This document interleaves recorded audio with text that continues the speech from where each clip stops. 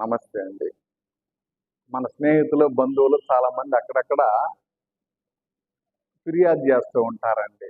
నేను పలానోళ్ళ ఇంటికి పోయినాను, బంధువుల ఇంటికి పోయినాను, స్నేహితుల ఇంటికి పోయినాను, ఇంకొక దగ్గరికి పోయినాను, నాకు మర్యాద ఇవ్వలేదు, వాళ్ళు నన్ను పట్టించుకోలేదు, అది ఇది చెప్తూ ఉంటారండి. ఫస్ట్ మనం చేయాల్సిందంటే మనం పోయిన దగ్గర మనకు మర్యాద ఇవ్వలేదు అనేది కాదండి.